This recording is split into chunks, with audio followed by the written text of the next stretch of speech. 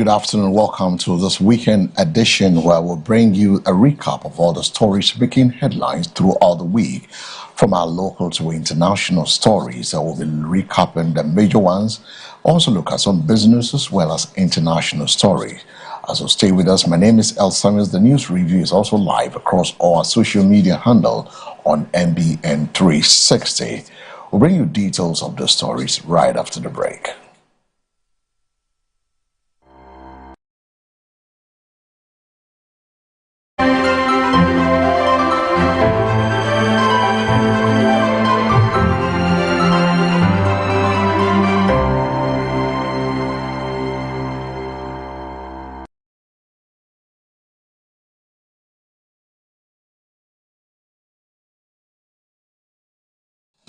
In our first major story, a new national survey shows that a majority of Ghanaians support President John Dramani Mahama's decision not to pursue a third presidential term, with respondents describing the move as demonstration of respect for Ghana's constitutional democracy.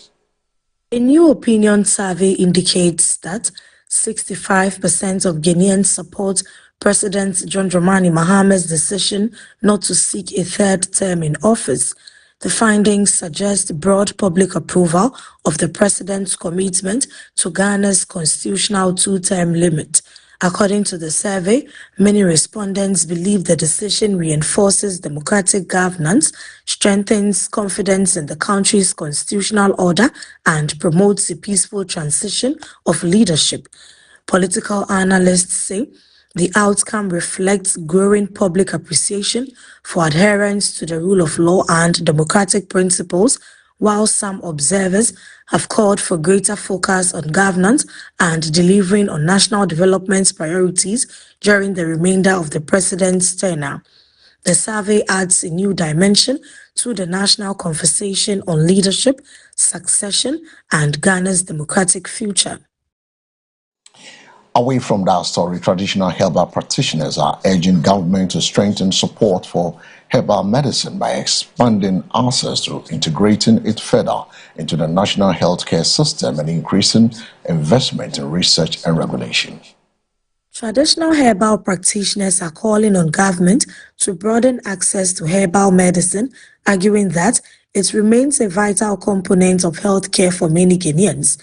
The practitioners are advocating greater integration of herbal medicine into the country's healthcare system, improved infrastructure for herbal health facilities, and increased investments in research, quality assurance, and practitioner training.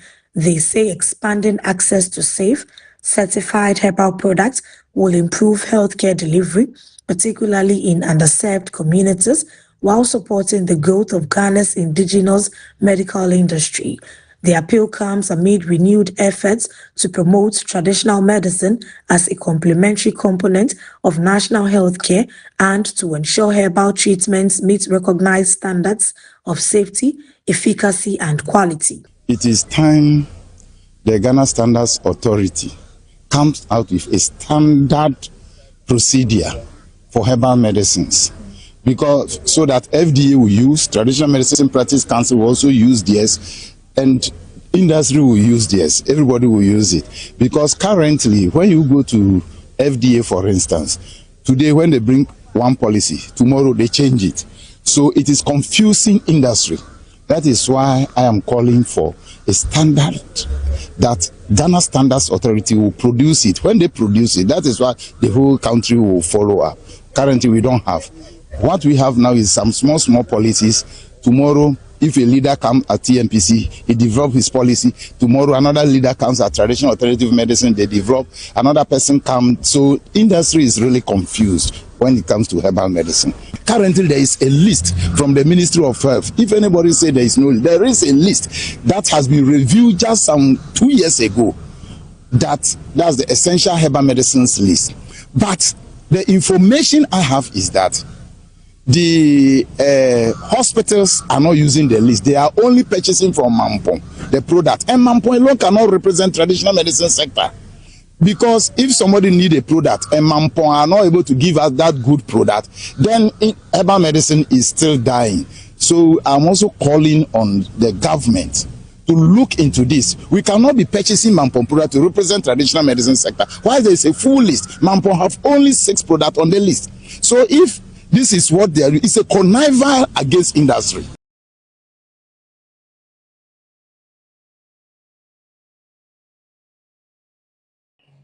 Away from the stories that has to do with the herbal production, the Speaker of Parliament, Agban Smana Kingsford Bagwin, has criticized the growing trend of parents sending their children abroad at an early age for education, arguing it deprives them of family guidance and cultural values during their formative years.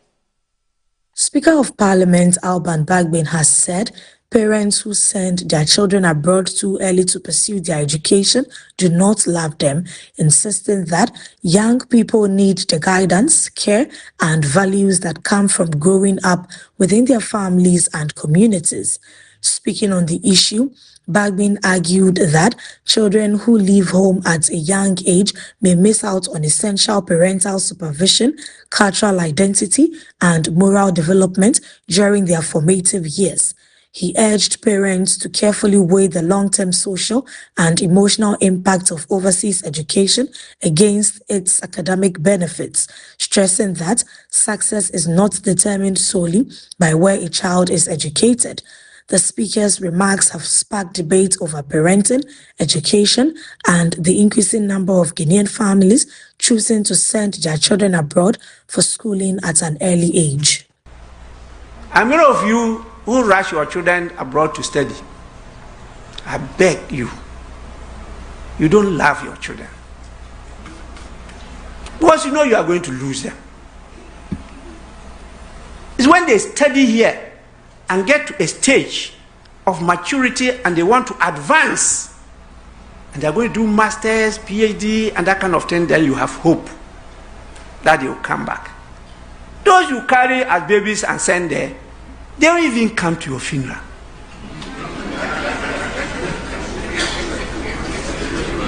It's true. They don't know you. They don't have any attachment. They don't like your country. There's no patriotism there. They don't know what is a family. Because over there, there's nothing like that. If there's something smelly in the house, they call the law enforcement with that, hey, there's some scent coming from this flat. They go there and the carriers will pick the body, and that's the end.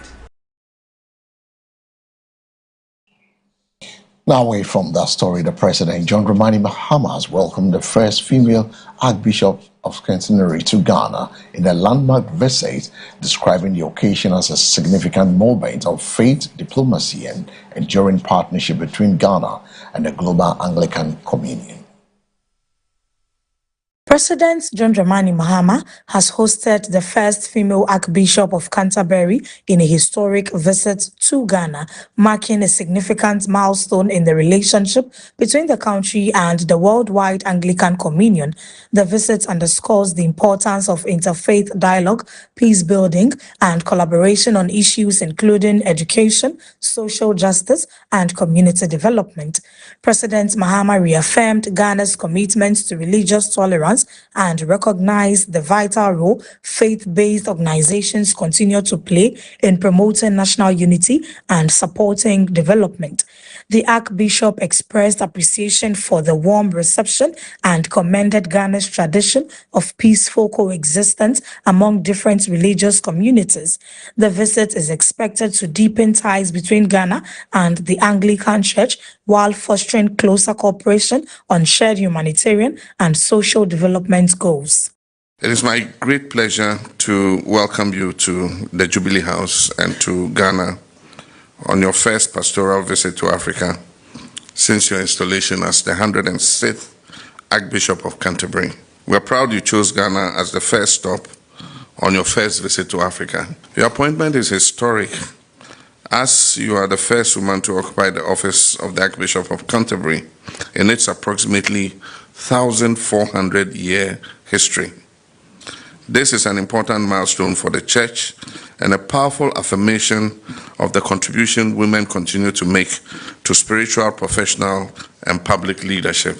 Ghana has enjoyed a long historic relationship with the Anglican Church. In school, we all, as children, learnt in our history studies the activities of the early Anglican missionaries in Cape Coast. The school they established there in Cape Coast and the selection of Philip Kweku to be sent to England in the mid-1700s to study and come back and bring education to Ghana. We deeply value the Church's enduring commitment to promoting peace, justice, compassion.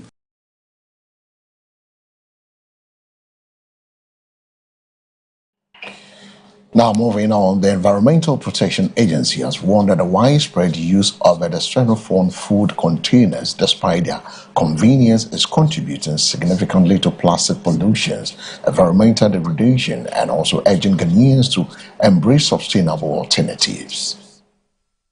The Environmental Protection Agency is raising fresh concerns over the increasing use of styrofoam packaging, warning that its convenience comes at a significant environmental cost. According to the EPA, styrofoam is non-biodegradable and often ends up clogging drains, polluting waterways, and contributing to flooding, particularly in urban communities. The agency says improper disposal of styrofoam also threatens wildlife and ecosystems, while the material can remain in the environment for hundreds of years without breaking down. The EPA is therefore encouraging businesses and consumers to switch to environmentally friendly packaging materials and adopt responsible waste management practices. The agency believes reducing dependence on single-use styrofoam products is a critical step towards protecting Ghana's environment and promoting a cleaner, more sustainable future. The government decision through the Environmental Protection Agency to phase out styrofoam products therefore represent an important environmental and public health intervention. If implemented effectively, together with affordable and sustainable alternatives, improved waste collection, recycling, and public health education, stronger enforcement of environmental regulations, it has the potential to reduce plastic pollution and contribute to our cleaner environment. We therefore want to reiterate that the proposed ban must be expanded beyond just the styrofoam products to include single-use plastics in order to achieve a comprehensive solution. From the perspective of public health, this discussion extends beyond flagging. Food packaging should protect food. Now to the Education Ministry, where the Minister for Education, Haruna Idris, was announced the recruitment of a second cohort of 8,000 teachers, even as concerns grow over the transparency, fairness of the ongoing Ghana Education Service recruitment process.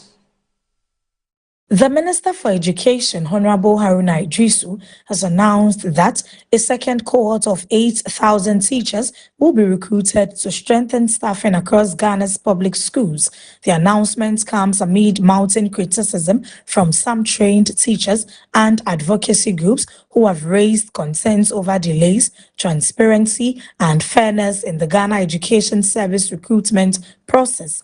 The minister said the additional recruitment forms part of government's commitment to addressing teacher shortages and improving access to quality education nationwide.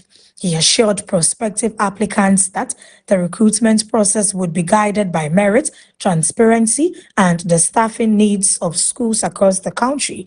The latest recruitment drive is expected to boost the education workforce while government works to address concerns surrounding employment opportunities for trained teachers.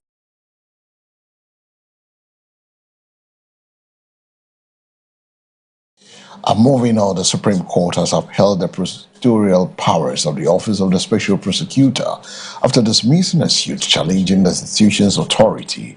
The ruling is being seen as a major boost to Ghana's anti-corruption efforts. The Supreme Court has dismissed a suit challenging the prosecutorial powers of the Office of the Special Prosecutor, affirming that the institution is legally empowered to investigate and prosecute corruption and corruption-related offenses.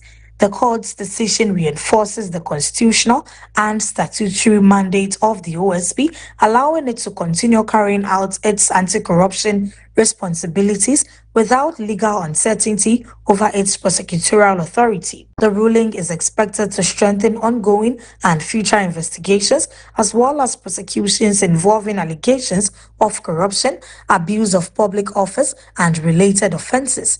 Legal analysts say the judgment provides greater clarity on the powers of the special prosecutor and could bolster public confidence in the country's anti-corruption framework. The Office of the Special Prosecutor has consistently maintained that its mandate is grounded in law and is essential to promoting accountability, transparency, and the rule of law.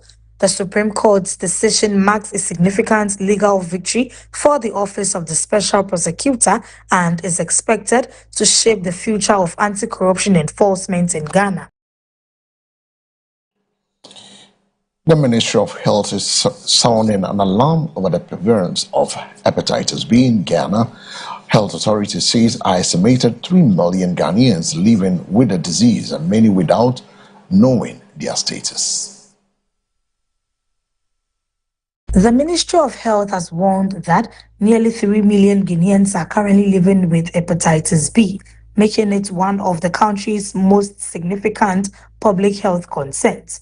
Health officials say many infected persons remain unaware of their condition because the disease often shows no symptoms in its early stages. Without early diagnosis and treatment, hepatitis B can lead to serious complications including liver cirrhosis, liver failure, and liver cancer. The ministry is urging the public to take advantage of screening programs, get vaccinated if they are not infected, and seek prompt medical care if they test positive. Health experts also encourage pregnant women to undergo hepatitis B testing during antenatal care to help prevent mother-to-child transmission. The ministry reaffirmed its commitments to strengthening public awareness, expanding access to testing and treatment, and working towards the elimination of viral hepatitis as a public health threat. When you look at the data, the regional data, the northern part of Ghana is leading, and we are suspecting that there are so many practices in terms of scarifications, in terms of tribal marks that people do without using the sterilized ones, and because it's mother to child, you know, the mother having it is going to be transmissible to so many people. When you look at how people used to circumcise children, you can have one person who would come and gather all the children in the village and try to circumcise them using the same blade or whatever other scissors. So when they finish circumcising people, then they are bringing them one after the other, and they were not wearing gloves, and the children, they were nothing really to clean apart from rags, and that is what we are thinking could contribute. There are other factors that are really also contributing. Away from the warning being sounded by the Ghana Medical Association, a member of parliament for Akwatia has expressed concern over reports of illegal mining activity taking place close to a police station in the constituency. The MP says the development raises serious questions about law enforcement and the fight against galamsey. The Member of Parliament for Akwatia has described as unacceptable the reported operation of illegal mining, commonly known as galamsey, near a police station in the constituency. According to the MP, the situation undermines public confidence in the enforcement of mining and environmental laws and highlights the urgent need for stronger action against illegal mining. The lawmaker called on the relevant security agencies and regulatory institutions to investigate the matter thoroughly and ensure that those responsible are held accountable. The MP stressed that illegal mining continues to pose a serious threat to water bodies, forests, farmlands, and local livelihoods, warning that failure to act decisively could worsen environmental degradation. The call comes amid renewed national efforts to intensify the fight against galamsey and safeguard Ghana's natural resources for future generations. The Akwatia MP is urging authorities to act without delay, insisting that no individual or group should be allowed to operate outside the law, regardless of where the illegal activity takes place.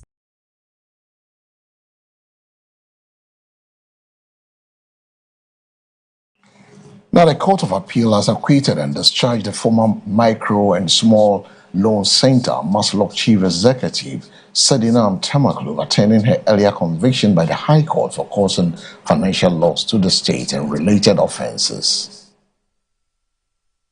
The Court of Appeal has acquitted and discharged former Maslock Chief Executive Officer Sedinam Temaklu, setting aside her conviction by the High Court. The appellate court overturned the judgment that has found her guilty of causing financial loss to the state and other related offences, effectively clearing her of all the charges for which she has previously been convicted and sentenced. The ruling marks a significant development in one of Ghana's high-profile public sector prosecution cases and brings an end to the legal proceedings against the former Maslock boss, unless the states decide to pursue any further legal action. Also, we go back to the Ministry of Education has reaffirmed government commitment to ensuring safe learning environment, declaring zero tolerance for bullying, violence, and all forms of abuse in schools across the country. The Minister for Education has announced a zero-tolerance policy on bullying and violence in schools. The minister says every student deserves to learn in a safe, secure, and supportive environment, free from intimidation, abuse, and harassment. He stressed that government will work closely with school authorities, teachers, and parents, and other stakeholders to strengthen disciplinary measures, promote positive behavior, and protect the welfare of students. The declaration comes amidst growing public concern over reported incidents of bullying and violence in some educational institutions, with authorities pledging firm actions against perpetrators and renewed efforts to foster a culture of respect and safety in schools. Where are our moral values and Ghanaian values of punctuality, hard work, honesty, responsibility, and integrity? Where are they? And maybe, to borrow again your words, keynote speaker, how do we connect these values to the young ones sitting here? And how do we get them to accept to live with those values in order that they prepare for the future? So, Director General GES, now Nana Chair, and so they say Nana Brian Koko the second. When you speak is wisdom. So when you said Dachi, Medachi, Odachi, Kanadachi, Omodachi. So to the educators gathered in this room, and I'm borrowing from the young girl who recited the poem. So Director General GES, Director General TVET, and all educators, today you have my authority and support, and that of the President and the state, to declare zero tolerance for Subaympone. So, Subaympone, Mumma School Mrano Yejuma, you have no excuse not to let it work. And you have our full support to make it work. Therefore, School Mrano Yejuma, Subaympone, or if you want criminality or criminal conduct, should not ever find space in the school environment.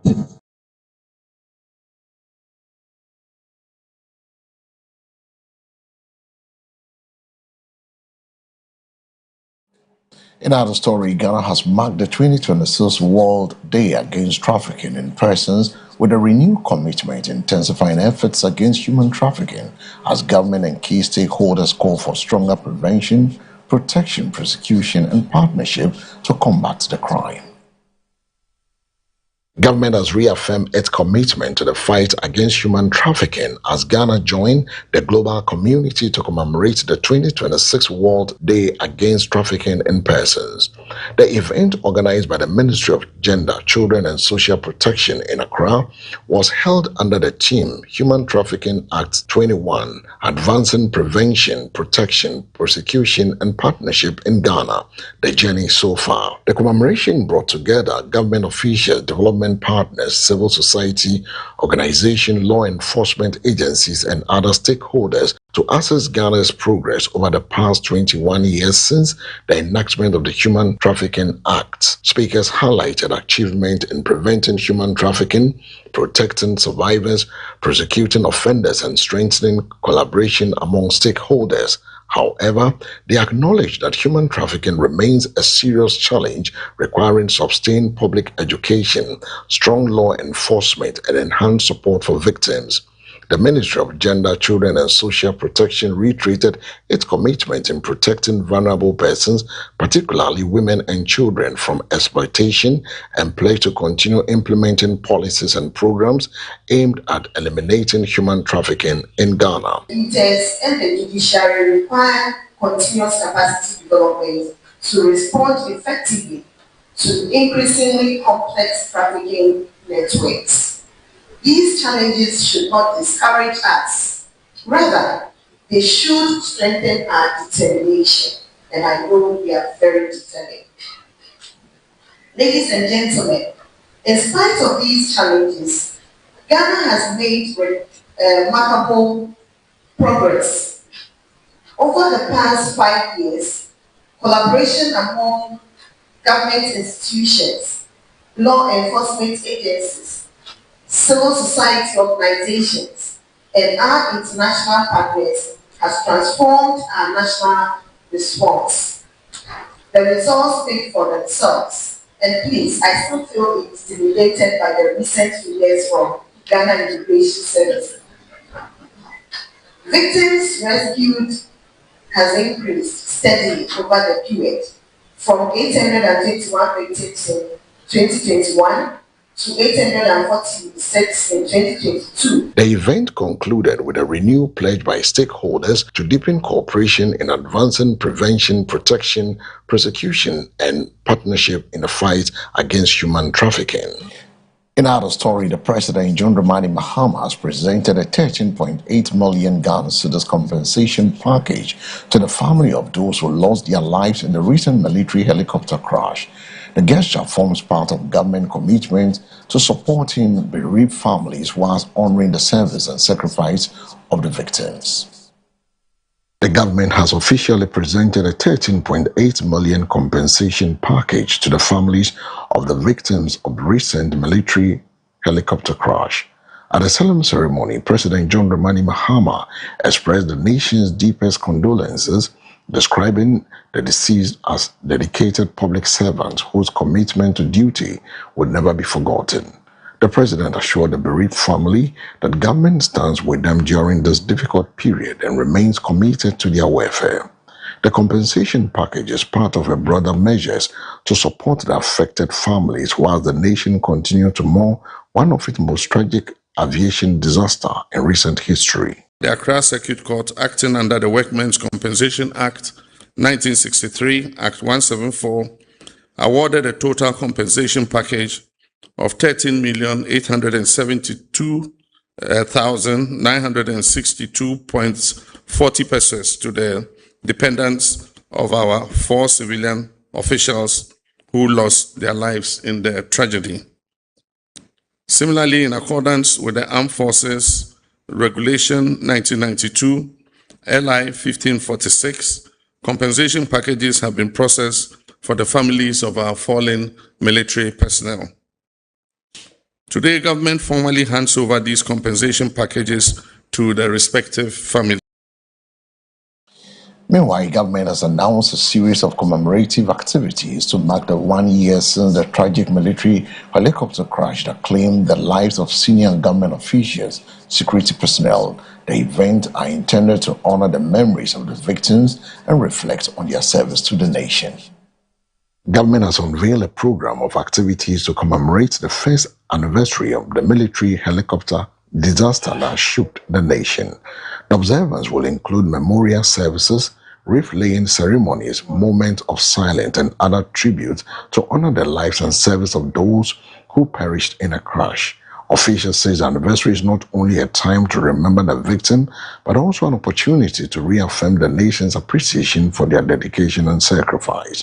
The commemorative event are expected to bring together government officials, security agencies, bereaved families, and members of the public in a collective tribute to those who lost their lives.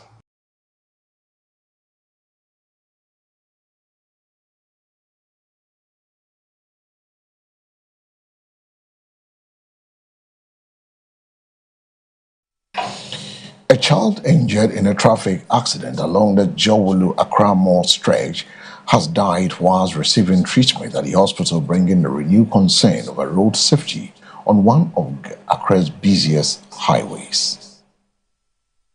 The child who sustained critical injuries in a road crash along the Jawulu-Accra Mall Road has died whilst on admission at a hospital. The latest development after the human toll of the accident, which involved multiple vehicles and left several others injured. Emergency responders rushed victims to nearby health facilities following the collision, whilst police launched investigation to determine the cause of the crash. Authorities are urging motorists to exercise greater cautions and comply with traffic regulations as concerns grow over the increasing number of road accidents across the country.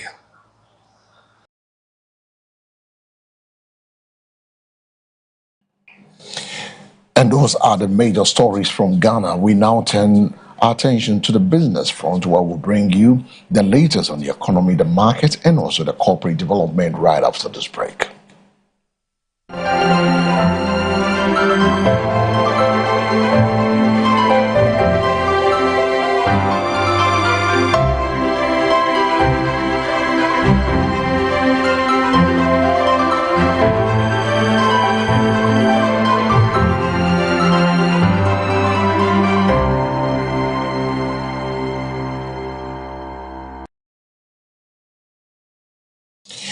On the business front, investor demand for government security remains strong in the latest treasury auction, with bids worth over 12 billion Ghana cedis submitted, underscoring the sustained confidence in Ghana's domestic debt market.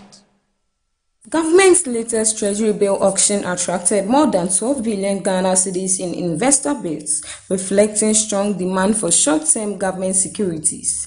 The oversubscription highlights continued investor appetite for treasury instruments amid ongoing efforts to strengthen public finances and maintain macroeconomic stability. Market analysts say the robust response provides government with greater flexibility in managing its short-term financing needs while signaling confidence in the country's domestic debt market. The latest auction comes as authorities continue to pursue prudent fiscal management and implement economic reforms aimed at sustaining stability and supporting long-term growth. Meanwhile, Ghana's risk of debt distress has declined according to the International Monetary Fund, marking a significant milestone in the country's economic recovery and reflecting progress and the ongoing fiscal and debt restructuring reforms. The International Monetary Fund says Ghana's risk of debt distress has fallen, signaling growing confidence in the country's economic recovery and fiscal management.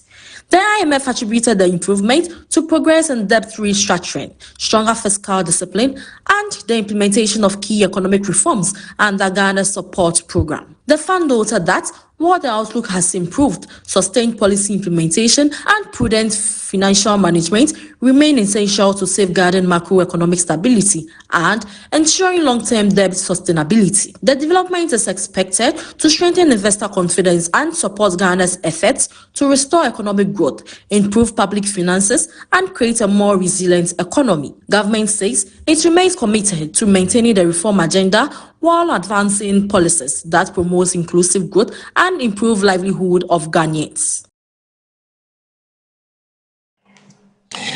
A financial analyst says the Bank Bank of Ghana's decision to keep its policy rate unchanged could further strengthen the ongoing rally on Ghana Stock Exchange. The analysts believe the move offers investors greater confidence in the country's economic outlook.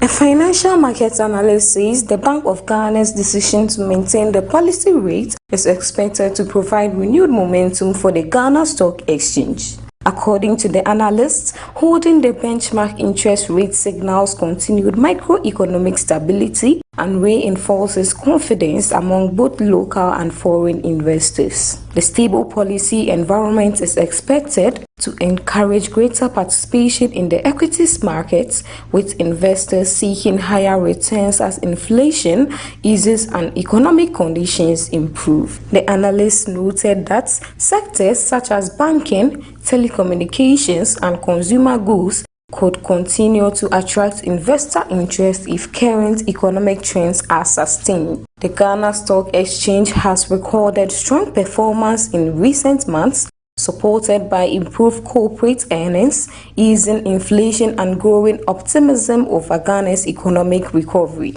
Market watchers say future movements on the exchange will also depend on inflation trends, fiscal discipline, and broader global economic conditions. Analysts believe that if economic stability is maintained, the Ghana Stock Exchange could continue its positive trajectory, offering attractive opportunities for investors and supporting broader economic growth. In other news, the Minister for Lands and Natural Resources says government's modernization of the Volta Aluminium Company, VALCO, is aimed at expanding mineral value addition, strengthening local manufacturing, and accelerating Ghana's industrial transformation.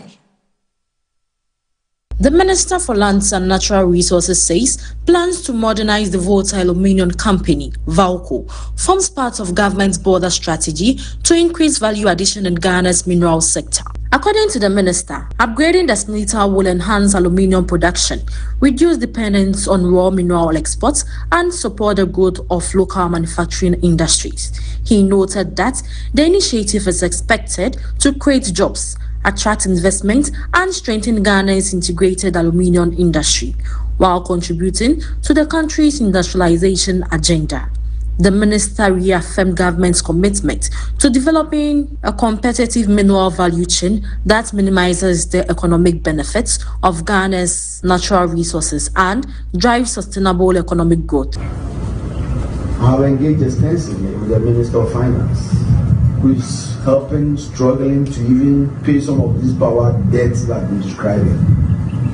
It's obvious that the government of Ghana cannot infuse that $700 million required to bring new plants and machinery and turn around this plant that has so much potential. So there are a lot of options we have. As a minister, we started an engagement and finally went to cabinet, who has given us the authority to now sit down with investors who are prepared to come and work and turn this place around to negotiate. So I invited your CEO. I invited everybody, and I said, Cabinet has given us the authority to now sit down and negotiate the fine details of how we can invest and change the story of VALCO and make sure VALCO is more productive and make sure that we can be profitable and make sure we can hire people and pay our debts. So VALCO will no longer look like a burden, and make sure that we can finally, as workers, come to work in a place where we are sure that we have a secure future. That the plant that we can sustain and even have more people hired. But somehow, that's not the story that is being heard. The story is that government is selling VALCO or has sold it. My friends, I'm here to tell you this morning, there's no such plan.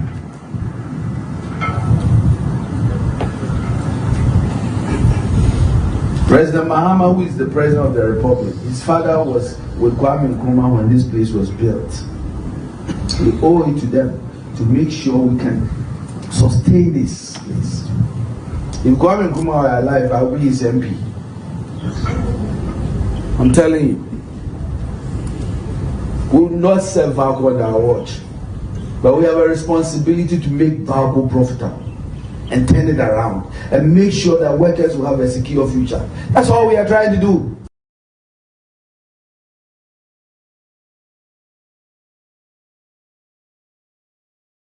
And that was the voice of the Lands and Natural Resources Minister, Emmanuel Amakofi-Boa.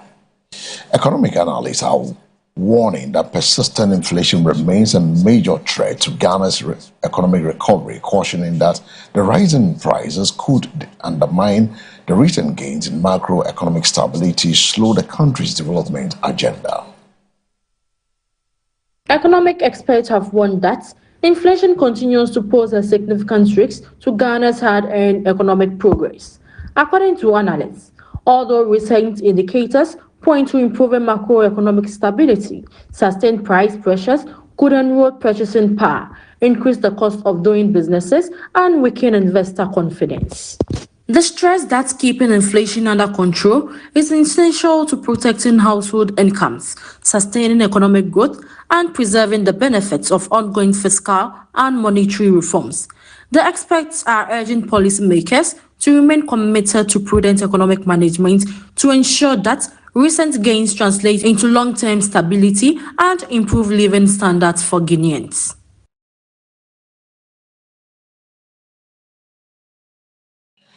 And that is the latest from the business world. We now go global with the biggest stories making headlines around the world. And first, to South Africa, authorities have launched an investigation into the death of a Nigerian national who collapsed and later died during arrest. A question raised over the circumstances surrounding the incident. Authorities in South Africa are investigating the death of a Nigerian man who collapsed during an arrest operation. The incident has triggered concerns and calls for a thorough probe into what led to his death, with authorities seeking to establish the events that unfolded before, during, and after the arrest. Officials say investigations are underway to determine the cause of death and whether proper procedures were followed by law enforcement officers involved. The incident has renewed discussions around police conduct, the treatment of foreign nationals, and the need for accountability in the enforcement of the law.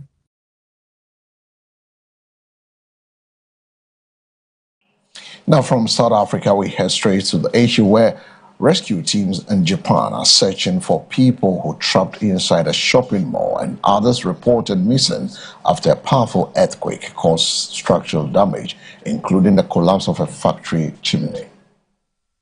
Emergency crews in Japan are racing against time to rescue people trapped in a shopping mall following a major earthquake that struck parts of the country. Several buildings were damaged, with reports of people being trapped under debris as authorities assess the full extent of destruction. In another incident linked to the earthquake, a factory chimney collapsed, leaving some people missing and prompting a large-scale search and rescue operation. Authorities have deployed emergency responders to affected areas while urging residents to remain cautious as aftershocks continue. Officials say the priority remains locating missing persons, providing assistance to those affected, and assessing damage to infrastructure across the region.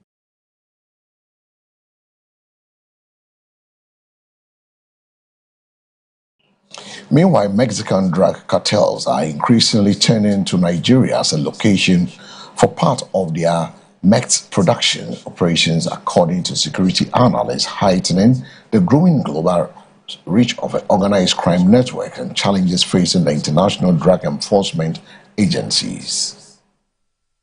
Mexican drug cartels, long associated with large-scale production and trafficking of synthetic drugs, are reportedly expanding their operations beyond Latin America by establishing links with criminal networks in Nigeria.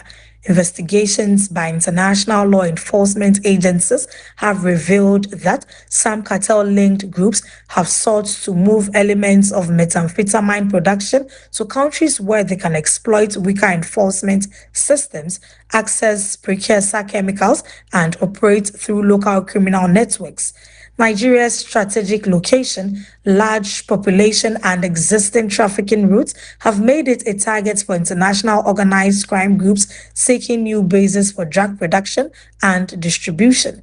Authorities say criminal networks often recruit local operatives, provide technical expertise, and establish clandestine laboratories to manufacture synthetic drugs before moving them through regional and international routes. The development has raised concerns among security officials about the need for stronger intelligence sharing, tighter monitoring of chemical supplies, and increased cooperation between African and international law enforcement agencies.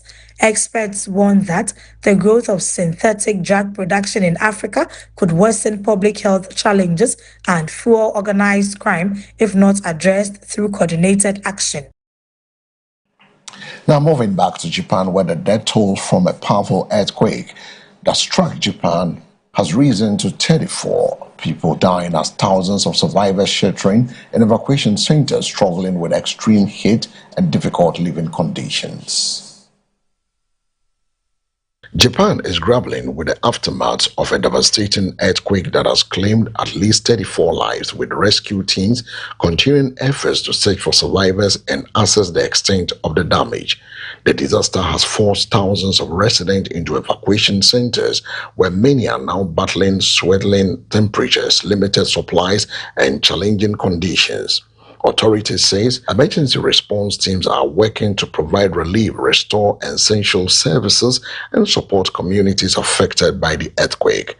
The rising temperatures have added a new challenge for survivors, with officials warning of the risk of heat-related illnesses among evacuees, especially the elderly and vulnerable groups. Japan's government has pledged continued support as recovery efforts intensify following the deadly earthquake. Now moving to Europe, Spain has deployed additional security forces to the northern African enclave of Ceuta after thousands of migrants entered the territory from neighboring Morocco, triggering a major border security response. Spain has sent troops to Ceuta after thousands of people crossed into Spanish enclave from Morocco in a sudden surge of arrivals. Security forces have been deployed to reinforce border controls as authorities work to manage the situation and assess the number of people who enter the territory. Ceuta, along with Melilla, are Spain's only land territories in Africa and have long been focal point for migration attempts into European Union.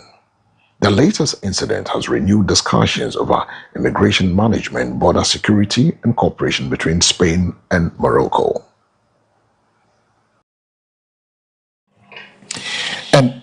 And that is where we end today's news review, a closer look beyond the headlines, examining the stories, the issues, and the impact on our communities. Thank you for watching. Keep following MBN TV for more news, analysis, and updates from Ghana and around the world. Until we meet next time, I want to say goodbye. But before I say goodbye, we wish police today is the 1st of August. And a happy new month to all our viewers. A happy birthday to Sedinam Do. On this special day, we celebrate you and we appreciate your dedication, professionalism, and commitment to service as a member of the Visibility Unit at the National Police Headquarters. May this new chapter of your life bring you greater success, good health, happiness, and countless blessings. May your passion for excellence continue to inspire those around you. Wishing you a wonderful birthday filled with joy and unforgettable moment. Happy birthday, Sedinam, from Pastor Jack. And that's how we wrap up this today's edition of the News Review. My name is El Samuels. Keep watching MBN TV. Good afternoon.